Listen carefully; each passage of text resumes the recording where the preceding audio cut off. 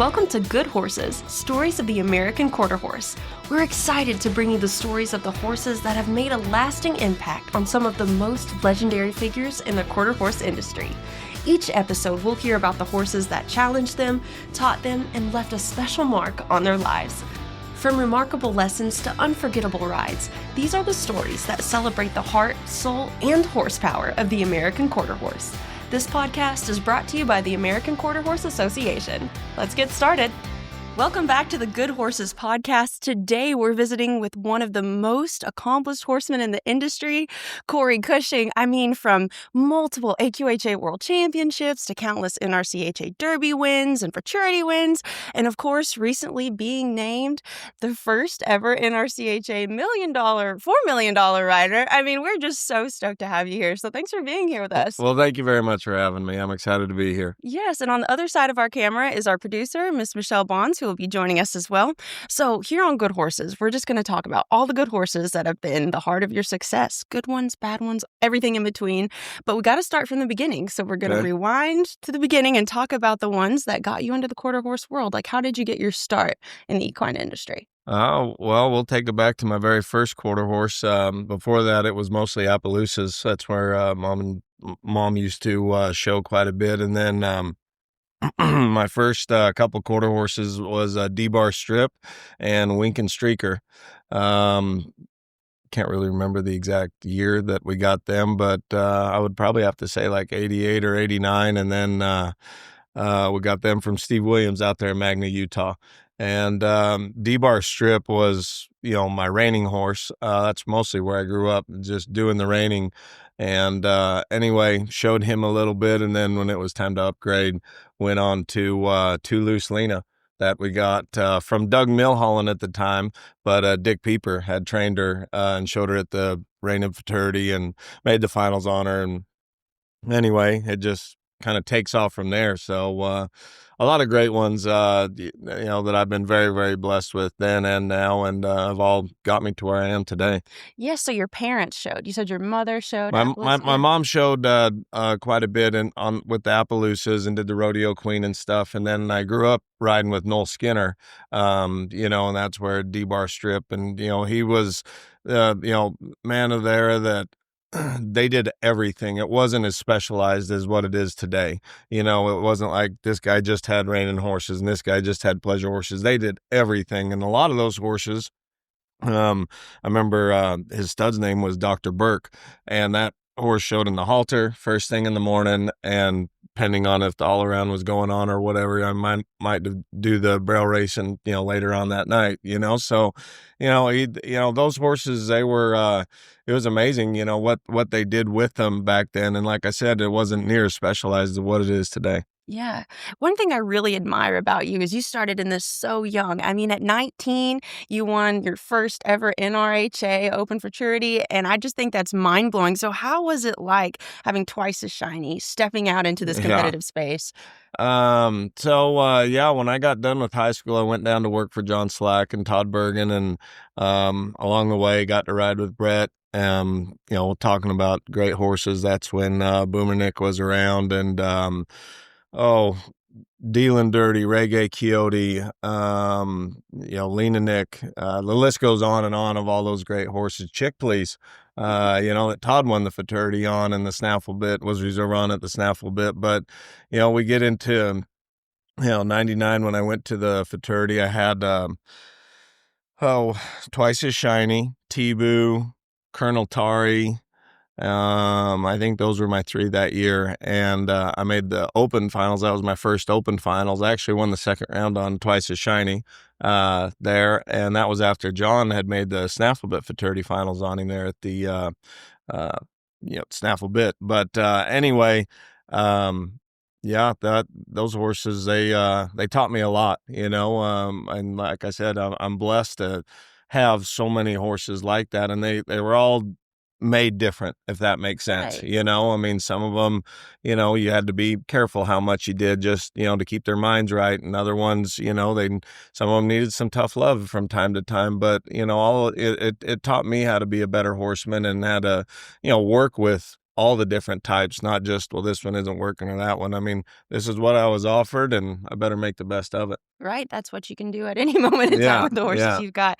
So was there anything in particular that made Twice as Shiny stand out? Was it his mind, versatility? Oh, that horse was just an athlete, and I guess he had done the Snaffle bit Futurity, and then we go to the Reign of Futurity, and he was pretty good in the first go, but then it was a run-in pattern for the second go, and I remember I still got the video, going in there and just, the way he stopped, the way he turned, circled. We ended up marking a 227 and winning the round, and I guess it was right there in that moment that I felt like, not that I had made it, but guys looked at me a little bit different. I could stand up a little bit more proud. I just wasn't the little, assistant just trying to get by. They had a little bit more respect for me after that. So that was a very proud moment in my life that only helped boost, me and to keep me going where I'm headed now. Of course, you proved yourself. And then from there, you started getting into the cow horse world with CD Diamond, right? Yeah. So,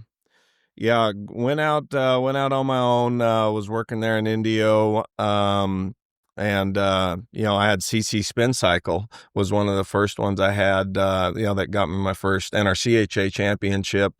Kathy Frank owned him. She had raised him, and took him to the world show, made I think it was the junior cow horse finals on him. And anyway, we fast forward a little bit and, get into CD Diamond. That horse, he was what I'd call like a 15-minute, 20-minute horse. He did better when you got on him and went to work on something, but didn't stay for a long time in that particular area. You kind of had to leave him, a little bit almost thinking a little bit too much, because it would help him pick up and get going the next day. He was very laid back and very cool, but at moments where you got to be soft and quiet, and then there's got to you ask him to do something else, there's got to be a lot of electricity and energy behind it.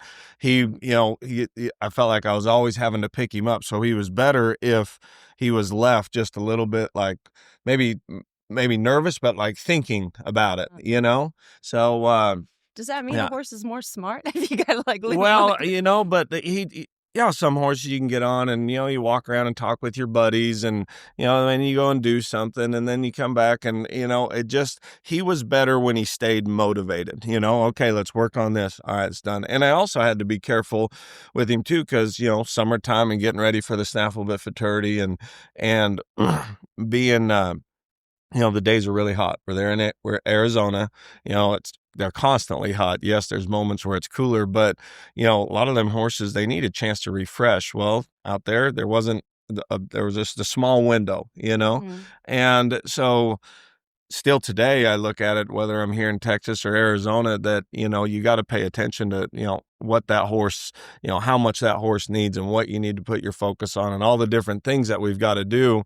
It was better if you were to break it down in pieces rather than trying to do everything in one day. Right. And, I'm big on days of 3. And so, with that kind of mental mindset and, I felt like things would pick up quicker, and I wasn't wearing him out to where I didn't have a horse when I got to the Snaffle bit or, any major at that point. Right. So did you know early on in your career, once you were riding these incredible horses, that you'd be riding some of their colts later on? Like, for example, CD Diamond, you ended up riding SJR Diamond. Diamond Mist. Yes. Yeah.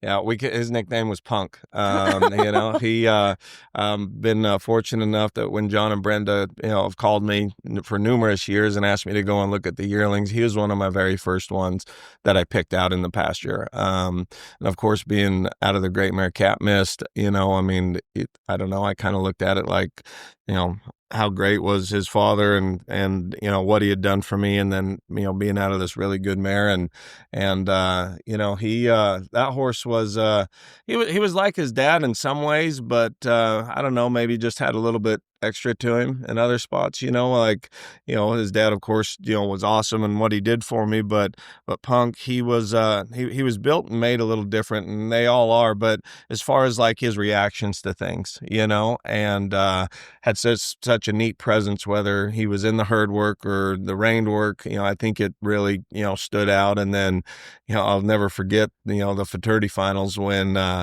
it was one of the first years that we had moved it back here in Fort Worth, and the cattle were just so crazy for whatever reason. They were that we were inside the Will Rogers. The energy was big. The cattle were just very blown away, the loud music and what it, for what it's built up to. But, I remember watching guys go down the fence, Luke Jones, being one of them. And, he got 2 or 3 cows, and that was before we had after 2 cows, you can go and, take a break. That was after or before that rule had come into play. And so anyway, here we are at the end of the Snaffle bit.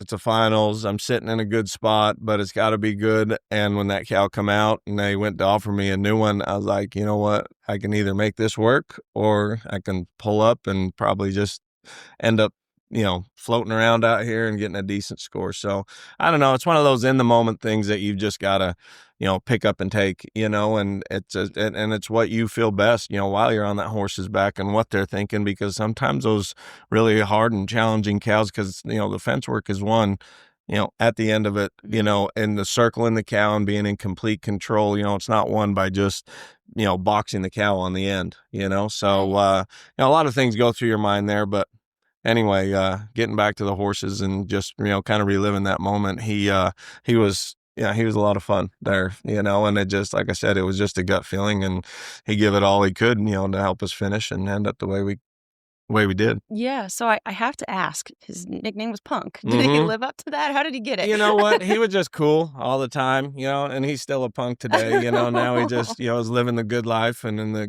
green pastures and stays pretty busy. And, he just kind of walks with a little extra attitude at times, but it was never, ever put in like a bad or aggressive way. He's just kind of a punk all the time. I get it. Yeah. I feel like we've all got one of those. You bet. So. Yeah. Do your kids get to ride him? No, I mean, I think they sat on him with me, this was, before Caleb was really into it, and then Capri might have just been a baby. But anyway, no, they've, they all share the highlights with me, and it makes it great. Yeah, that's the cherry on top for sure. But I feel like a conversation with you would not be complete without talking about Hot Rod. And that's something I failed to mention in your intro was, of course, you're a multiple-time world's greatest horseman winner. So let's talk about Hot Rod and like what made him stand out in the pen.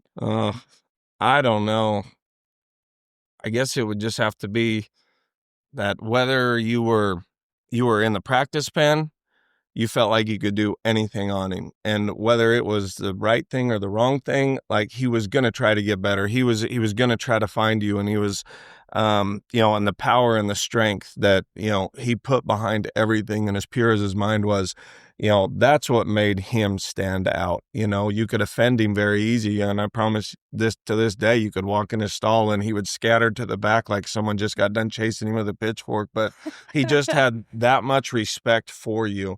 And once once he knew that you were his friend, I mean, you could conquer the world with him. And that's honestly what he felt like when I was on his back. There was the world's greatest win on him, which means so much, and just so fitting for that horse because he can and was so great. But like I said earlier, it was the other moments too where it was when I marked a 27 or a 28 on him down the fence at the Derby. His 3-year-old year when I ended up third on him, right behind Diamond Mist. And anyway, him and it was fun, especially during the Derby years when him and Scooter Cat, because they're the same age, were battling it out all the time. And so anyway, Scooter Cat got us at times and we got them, but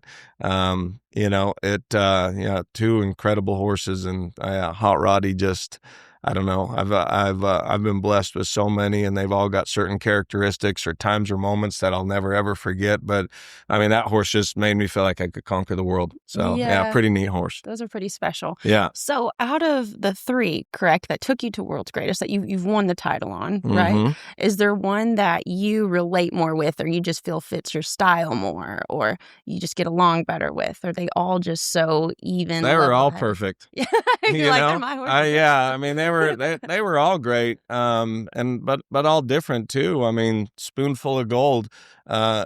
I don't know if you could draw a prettier horse, with his flaxen mane and tail and the way he carried himself, and he I don't know, just always gave me that feeling that he could keep going on, and he'd be with me the whole time.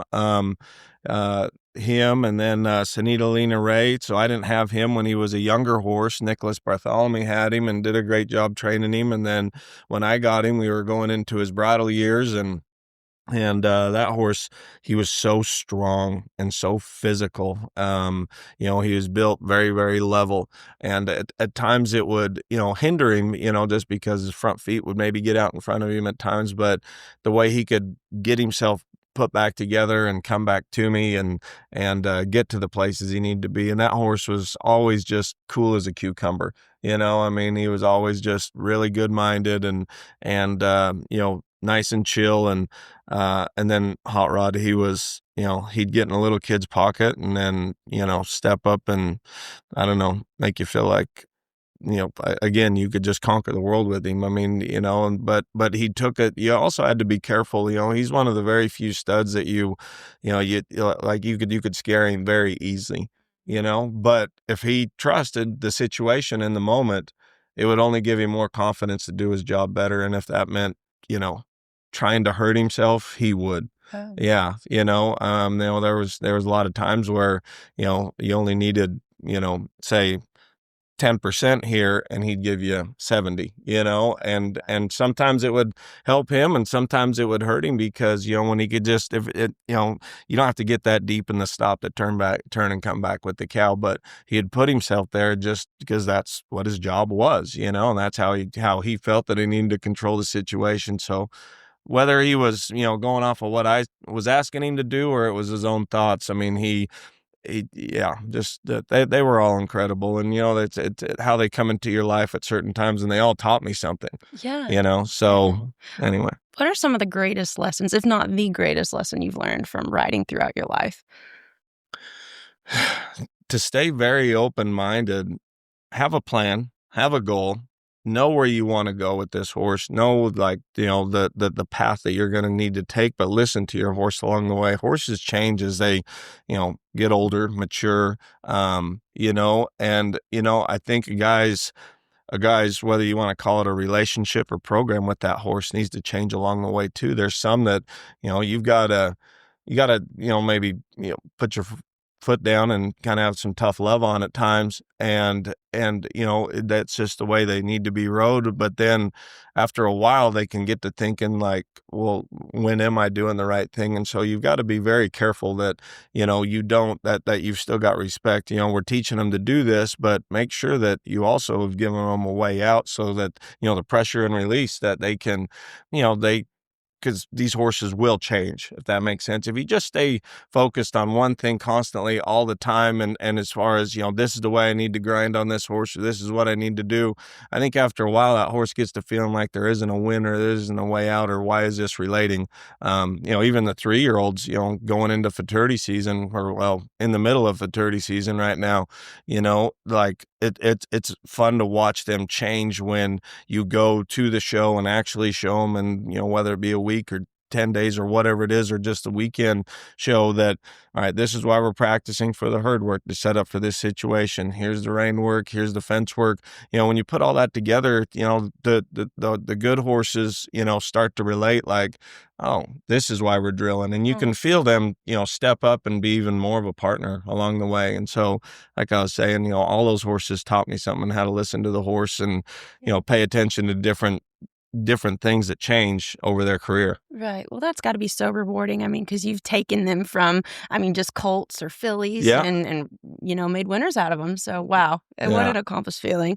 Can I ask something real quick? Yeah. Mm-hmm. Kind of going off, you were talking about, Bobby asked about lessons. Earlier, you mentioned that you're big on the days of 3. So I'm curious what that concept is. Okay. Will you talk about that a little bit? Yeah. So years ago, I went up to Benny Gatrone's all the time, but I would always stop before the Snaffle bit Futurity, and I always needed to be there 3 or 4 days beforehand because of the days of 3, and he taught me that.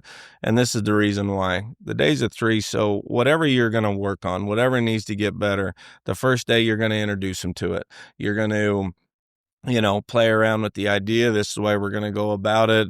There's going to be pause, there's going to be break. You want to quit when it's better or when you feel like you've engaged there.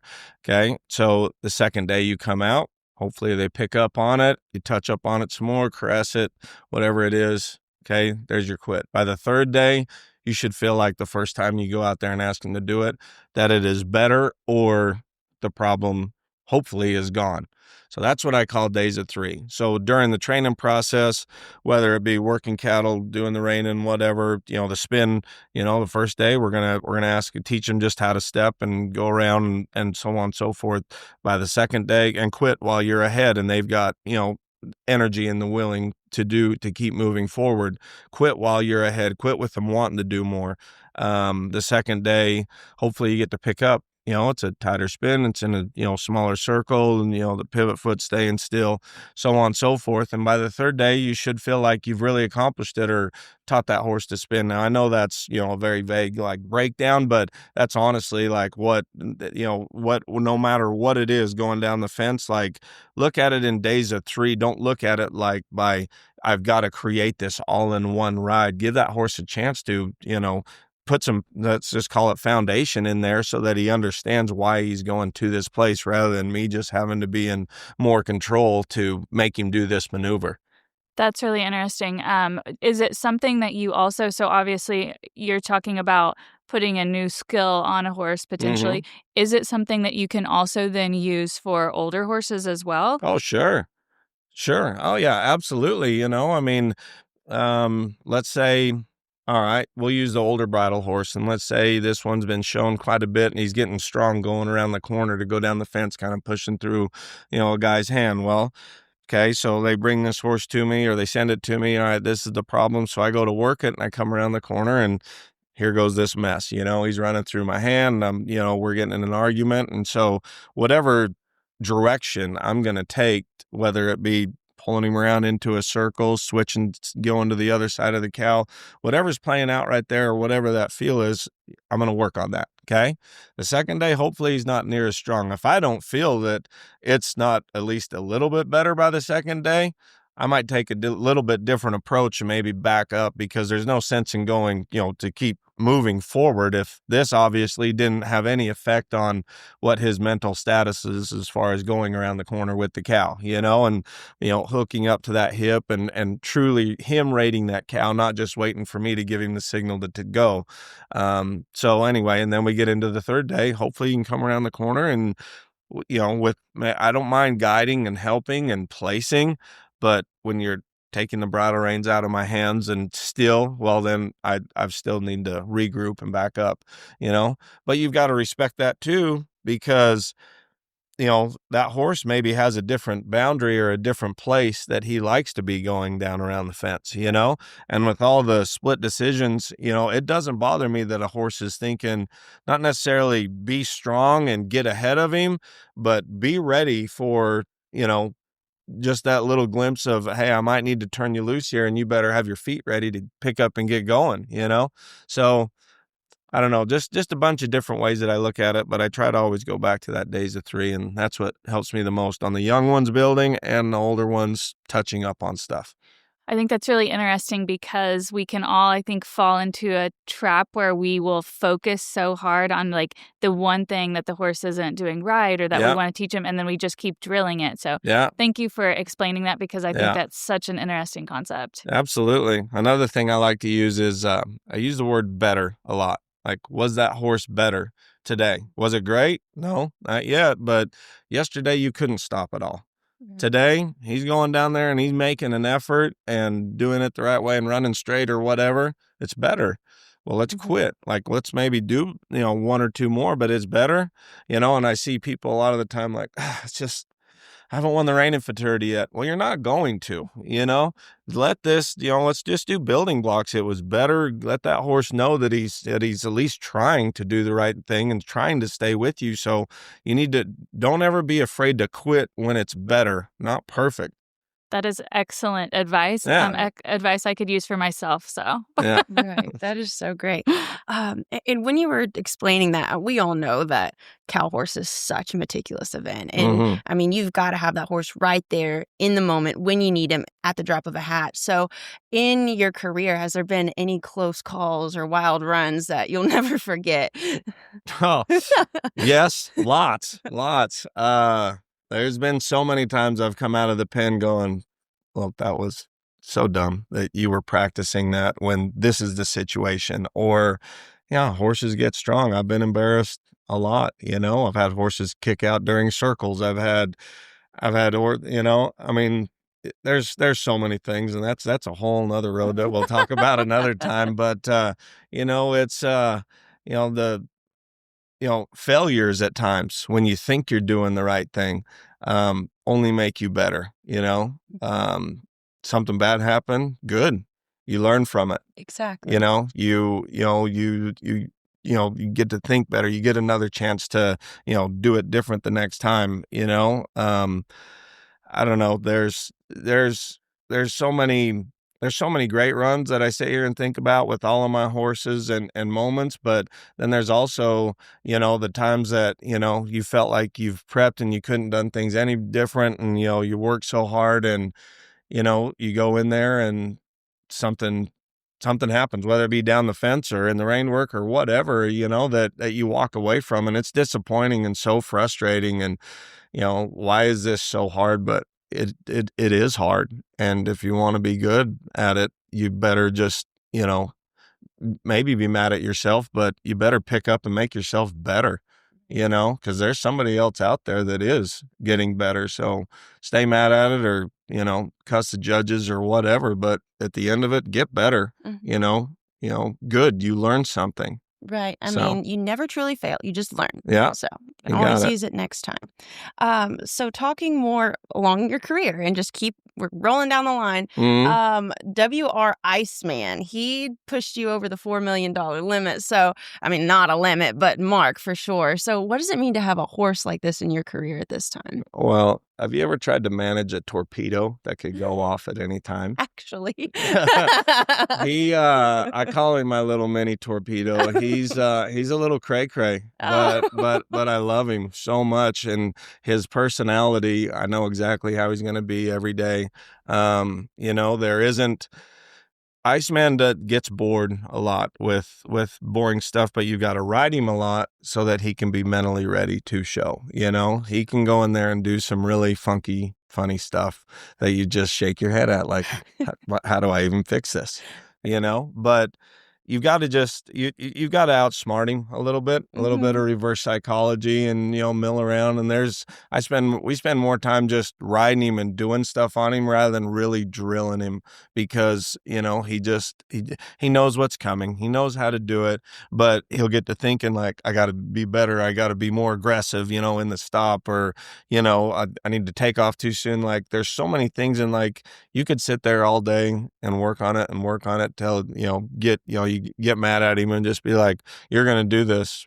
No, you're just going to wear him out and break him down, And so you've got to work on it without him knowing that you're working on it, if that makes sense, just really get inside of his mental state, because, if anything, he just thinks too much. And but when that horse has times when it all comes together, that horse is so much fun, and he's so powerful. There at Run for a Million just a few weeks ago, and having the Dunn family there with us, and which have been huge supporters in that arena.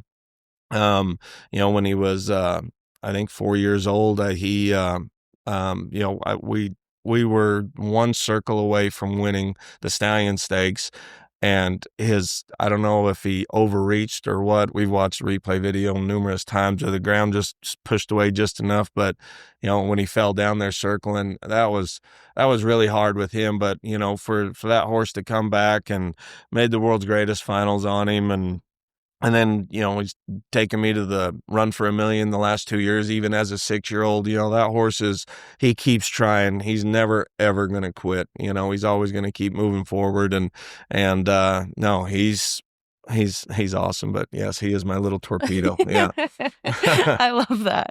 I love that. So with his personality, I mean, you said you have to be a little patient with him, you know? Mm-hmm. Is there any little menacing quirks that you love about him? I mean, obviously he gives his all, but you said, he's a little torpedo. Like, I want to talk about that a little bit more. Like, what's one of your He can stories you just have? get so fast, so quick. Yeah. And that's why he's my little torpedo. He is not gonna hurt anyone. If anything, he's scared of you. Like he gets uptight and real tense. And Yeah. again, I think the great ones all have just a little quirk to them. Yeah. They've all got, a sensitive feeling.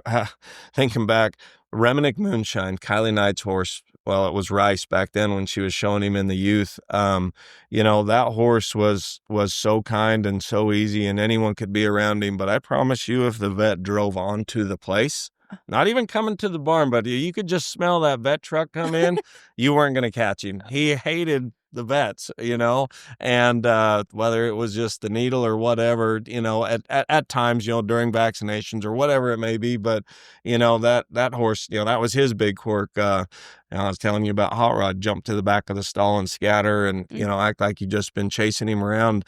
That was his, Iceman, even, I mean, we just got back from a month-long road trip, but I promise you, get him out right now and tie him up to the tie rack and just go to throw a saddle on him. He's going to act like he hasn't been rode in 2 years.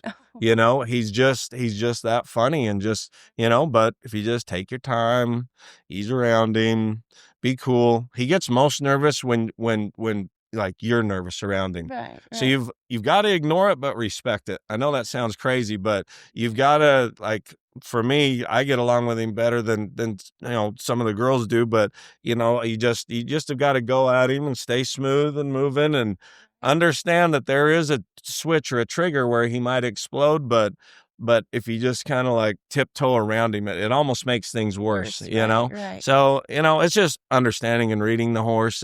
Again, he would never hurt you. If anything, he'd be scared of you. And then once you guys become friends and he, goes around there a couple times at the long trot and calms down, I mean, you've got him for the rest of the day. Right. But no, he spends a lot of time sometimes just getting exercise. I'll ride him and then I'll just turn him out in the turnout pens, and then he plays so hard. He's one of them horses that, he would be better if he was turned out all the time, just to where he could walk himself down a lot. But we got all the, his coat's got to look good and, it can't be dusty and all the show horse stuff that I want my horses to look like. It's hard to do that when they're turned out like that. And nothing against, for the horse to do it. It's actually better for some. But anyway, he's best if he can just kind of keep himself walked down at times. I will say the first time I ever met you was at the Performance Horseman. And oh my goodness, I've never seen a horse as shiny as the one you rode in 2024, which was SJR Talking Diamonds. Oh my gosh. Like if a horse was ever a disco ball, it was that one. And I was talking with my coworkers. I was like, I just want to touch it, but I know I can't.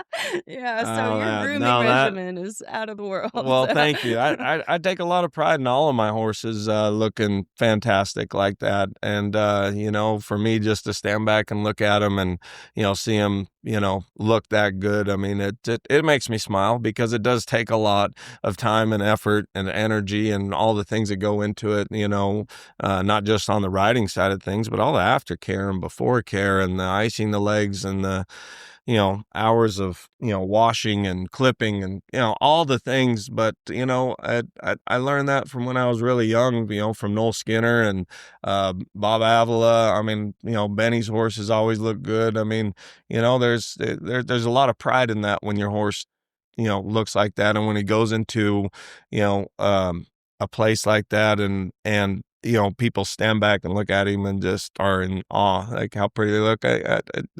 It holds real high for me. I want all my horses to look like that. Of course. All right, so I'd like to touch on the AQHA World Show and the horses that carried you there and brought you a lot of success. So the first one that we have is Rising Starlight. Oh, yeah. Super my horse. sweetheart. Yeah. Yeah. Miss, Star, we called her. She's still alive, 19, 20 years old, I think. Eric still got her. Heck, every now and then he still ropes a few steers on her. No, that mare, she was awesome. She was so strong.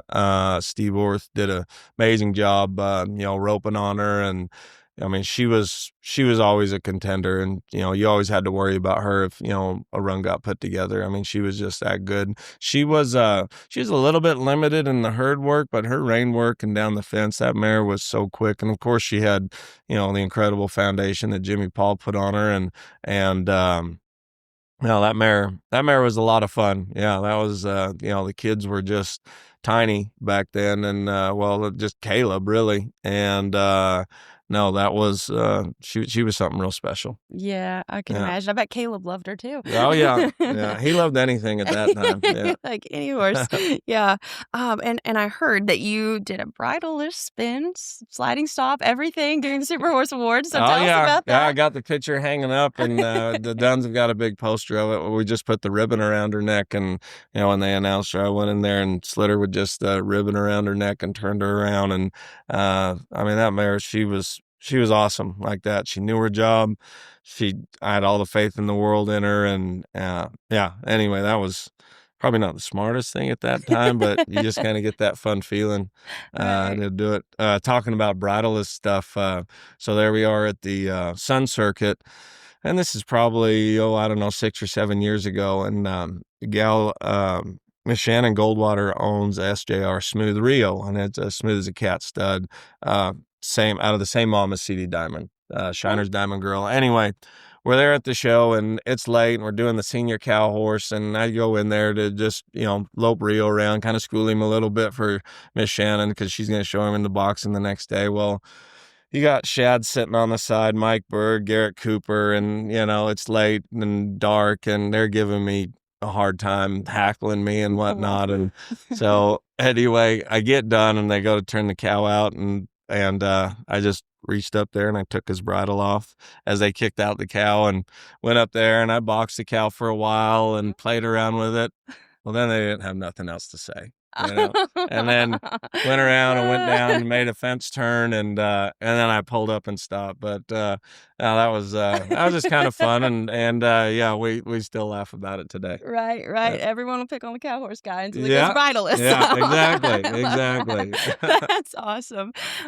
So of course, Rising Starlight was a standout. What about The Crowd Loves Me? I mean, this. Oh, well, his name says it all. Yeah. I mean, you love just watching him as he walked by, and then when he could go out there, and that was doing the cow horse on him, and then Lindsay always convincing me to do the ranch riding on him, and the first year I messed that all up by pushing the gate instead of pulling the gate, or vice versa, whatever it was, and anyway, and just being mad at myself, I promised her that I'd do it again the next year, and so anyway, we got to go back and do it again, and of course it's the same pattern. And I remember just before I got to that gate, I looked up, and Debbie Parkinson was sitting right there, and she kind of looks at me like, oh no, he's not looking at it. Like he forgot it again. And anyway, I just kind of winked and turned and went into the pen, and then finished out the pattern. And he, we ended up, winning the world that year. And, that horse was a lot of fun. And,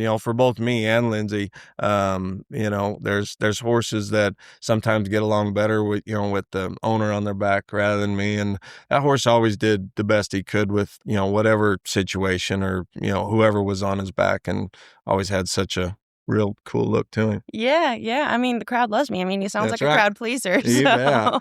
Yeah. And you said that a lot of these horses have taught you some really special lessons. I mean, One Fine Vintage, this stallion basically brought home the senior working cow horse title. And I mean, each one that you ride is going to teach you a special lesson. Is there any lesson that you learned from Vintage that... Yeah, Vintage was he was busy-minded horse.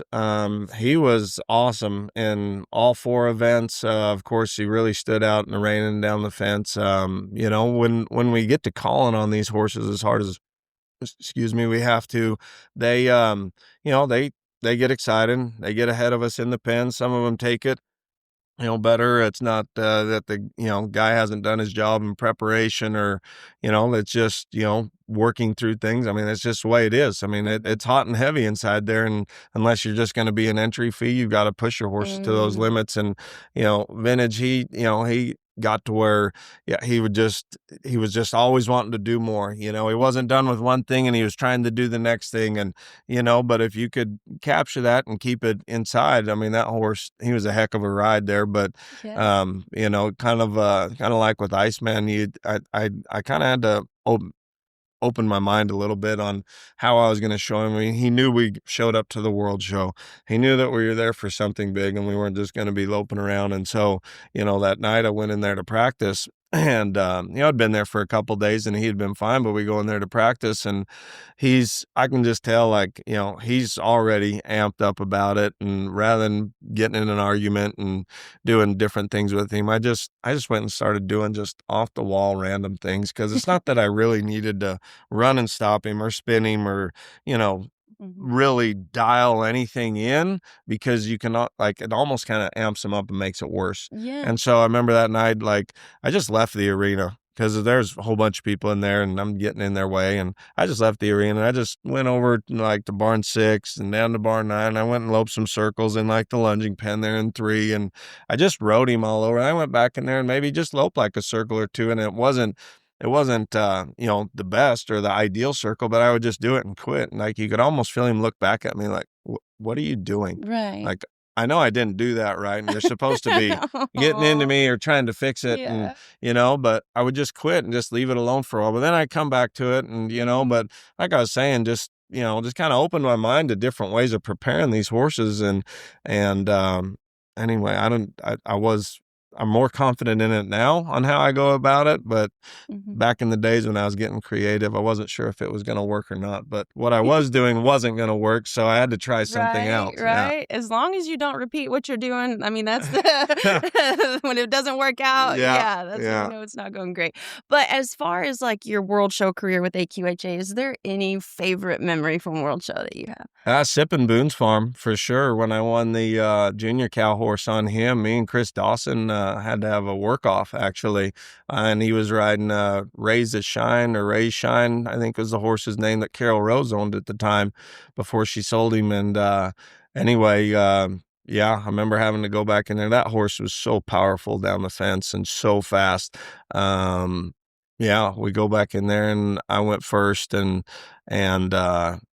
had a good run. And then Chris, it was just kind of unfortunate. He was like draw 14 or 15. He was there towards the end and I was, I don't know, 4th, 5th, something like that. Anyway, my horse had more time to catch a tear. And that horse, he just got hot and unfortunately he slipped and fell down. But I mean, I just remember that moment. And, then I hadn't won the junior cow horse before, and so, again for the Duns, right along with Star. And so that was he was a fun horse and still is today. I mean, now he's packing little Ricky around and, they're doing good. But that's another horse that just, he's one of those that he doesn't like to be retired, if that makes sense. Like turn him out in a pasture, he'll just pace the fence and just stand at the gate. That's not his life. He's been in the stall. He gets on the trailer every time it leaves to go to a show. And, there's the great horses like that want to keep going. They've got the mind, they just don't have the legs, anymore or whatever, but, that's their retirement is, still feeling like they've got a job without breaking them down, if that makes sense. Yeah, they're union animals. They know what they're supposed to do. Exactly. And I mean, you've had such an accomplished career in AQHA, and now your son Caleb just won his first AQHYA World Championship. I mean, tell us how special that is. Well, luckily enough, he has won it before. Oh, he has? He's won it twice on SJR Diamond Ray. Oh, okay. And then this year, Dugan, we call him, he got a little bit sore, and so this younger horse, Talking Scout, we call him Ted. He would he kind of filled in when we knew we couldn't do Dugan. And it's been fun for Caleb because he got to show him in like the limited age events and done the boxing derbies on him and stuff like that. And this year being his first year in the bridle, so he showed him in the 2-rein and it's been good for Caleb to watch him, help build this horse along the way. It's kind of like Ted's kind of like the farrier's horse. Like, he's the last one to get rode. His feet might get a little bit long. Like, this horse should be a lot farther along than what he is, but because he's ours, he's always been at the end of the day, or if we got time or whatever. So he's a little bit behind, but it's been good for Caleb. This horse knows enough, and Caleb's knowing enough now to how he can help, build this horse up, and for it to all come together that day, for it just being like, okay, his other horse, got a little bit sore. And so, we're just going to put Ted in his place. And for that horse to come through like he did was a huge shock. And then he totally made Mom's whole year, I think, by thanking his mom without it being a prep thing from Dad, So yeah, special. it was pretty neat. Yeah. The Project Horse takes it all. That's great. Right. That's right. So is there any other horses that we didn't talk about that were special in your career that we need to cover? How much time we got? As much time as you'll give us. There's so many. Smart Boons was a big part of my life. When I got him at the beginning of his 4-year-old year, clear and tell. I think I rode him till he was 8 or 9, and a lot of good times with him. Raise 'em high. That I won the Futurity on a couple of years ago. That horse, he and the owner knows this, so it's okay to say it, but I'd trained him up. He was a nice horse. He'd done his job, but was he my pick that year? Absolutely not. Mm-hmm. I knew he could get there, but he was you just had to take it day for day with him. And that horse was, we talk about great horses having quirks. Like, that horse, he was silly. Like, he wouldn't let you put boots on him sometimes. He just kind of like, my no. Yeah, no, he would straight up like hold his leg out or up and like consider pulling back and just be real weird like that. And so it took you about 10 minutes. Well, finally I don't want to deal with this. I'm not going to chase you around the barn to put splint boots on you again. And so I got to where I just would go out there and start riding him, warm him up, trot him, lope him around, play around with a few things. And then I would just have him there on the side, and I'd go over there and get him. And then when I would stop or work him on a cow or whatever, then I could get off and put him on. And he was fine with it. Like, would stand there loose rein out in the middle of the arena, no big deal. But, he was weird about that moment, and just just being a little bit fresh first coming out of his stall. He was weird. And, I'm big on clipping ears. Okay. And having the horses look nice before the show. Well, when he started going to the horse shows, I thought, oh my gosh, get the drugs, get the twitch, just so I can make him look a little nicer. Well, I turned the clippers on, and of course he pulls back, and, we're going to, then I just took my time and I got up to where his ears were. Next thing I know, like, his head is like right here, like I'm almost having to lift him up, and he just let me clip his ears, which a lot of horses, are real weird about, I don't know. They, the great ones are just built different, anyway, for whatever reason, he let me do it. And still to this day, you could walk right up to him and do it and put his head right in your lap. But, anyway, we could go on forever. I just know that I am so blessed by so many, opportunities, and lessons from the horse, the customers that have, let me be part of these horses' lives, and the ones that made it to the show pens and the ones that didn't. I've had some favorites, in the practice pen that I thought I could conquer the world on, and just weren't good show horses, where we were snake bit. Something would always happen, So there's a lot of those horses that, had the same kind of, share the same stories as what these ones that we've talked about. But, just keeping your eye open and keeping your mind broadened to, these horses can teach you something, listening to the horse, know the goals and the places you got to go. But every single one of those horses have done something to help develop my style, my career, and I just can't thank all of them enough. Love of the horse for sure. Yes, that's what brings us all Hey, together. Corey, I have one more question. Sorry, I have a lot of questions. So you talked about the concept of being, better every day, or, getting better instead of trying to be the best right away. In the early horses you mentioned, the one that like Toulouse Lena and some of those, were there any that really stood out, and what was it about them that helped you be that better in that time period? So Toulouse Lena taught me how to control a runaway. Oh, Okay. So I picked the right one. When I was, no, you're exactly right. She was so great and could slide forever. But the hardest part about her was managing her around the end and stopping on the side. She'd pull that bridle out of my hand every time. And so, I mean, it was clear back then, I'm 12, 13 years old, trying to manage, not that she was a runaway, she would just get super, super strong in the pen. And sometimes I could get her, like the first time I could get her pretty much around almost straight, and then off we went.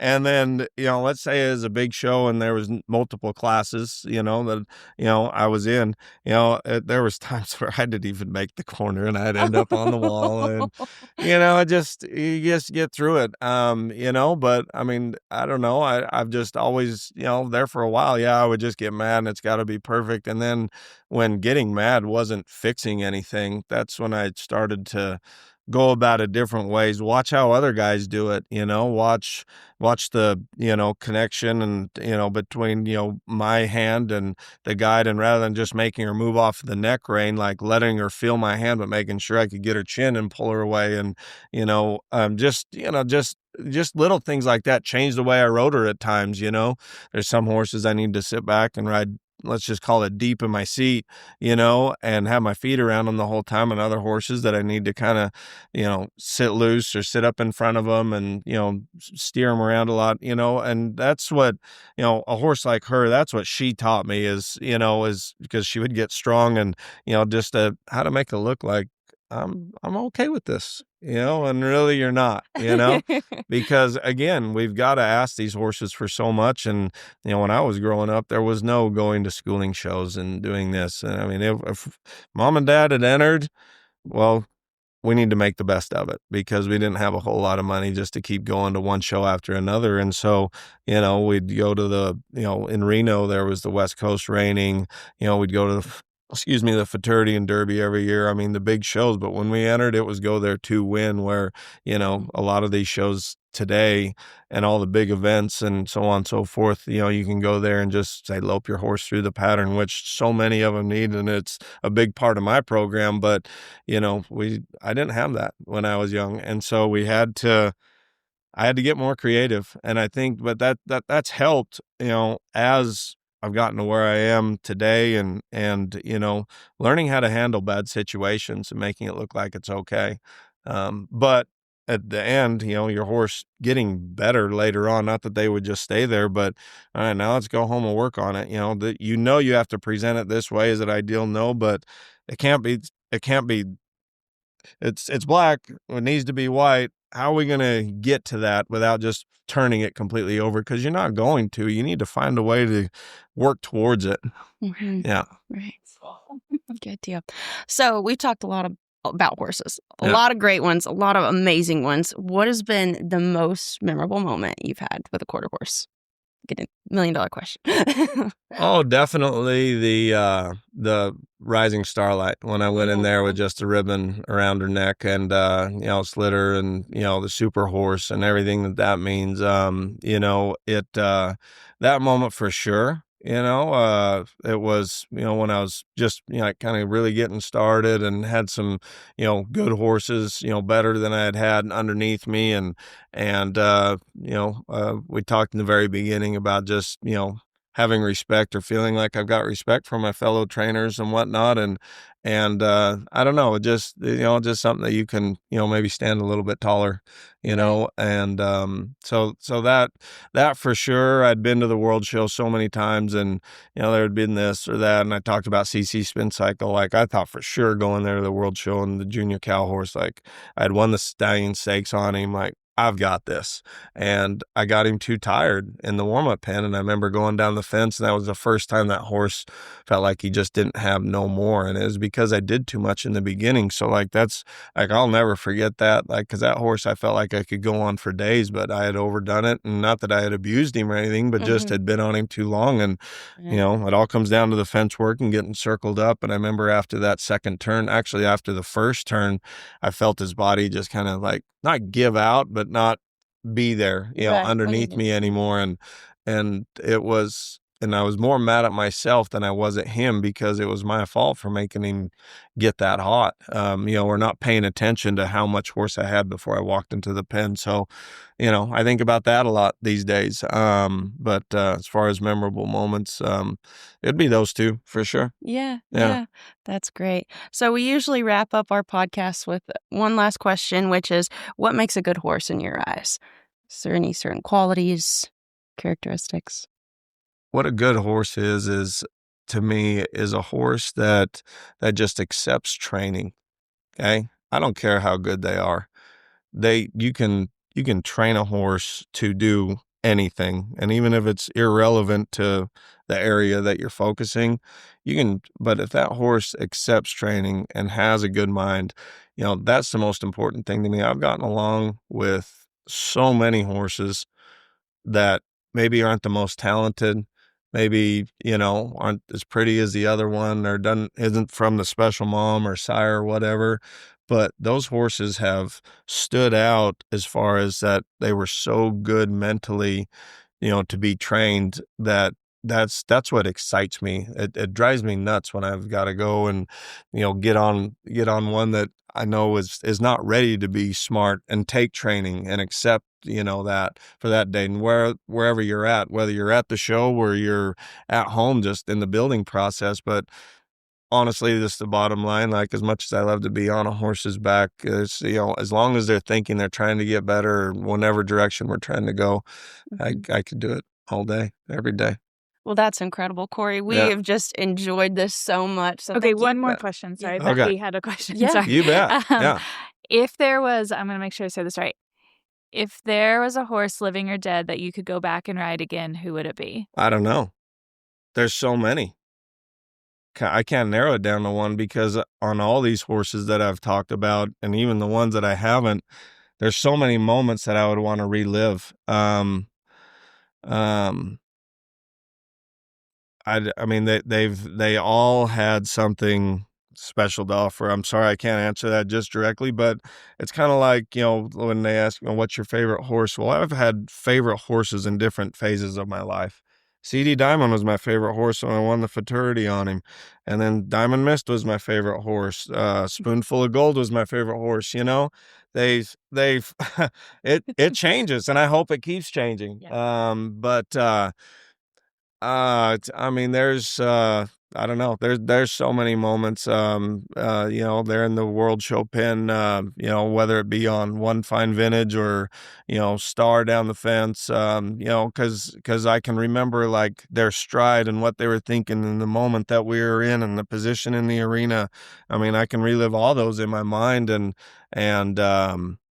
you know, even the ranch riding championship on The Crowd Loves Me, was it really something that I wanted to do? Absolutely not. Lindsay got him qualified and I did it, but I had messed it up the year before, and, you know, feeling like I could actually stay on pattern. I know that sounds silly, but in those ranch riding patterns with, you know, the 17 different obstacles and whatnot, a lot of that's, you know, too hard for me at times, you know. Hats off to Bud and, you know, all the people that do it, that can remember all those patterns, but still be in rhythm and in time with their horse to get their horses shown, you know. So anyway, I'm getting a little bit off track here, but, you know, I honestly cannot tell you the favorite horse or moment, because there's so many different times that I just felt like I was on top of the world with each one of those horses.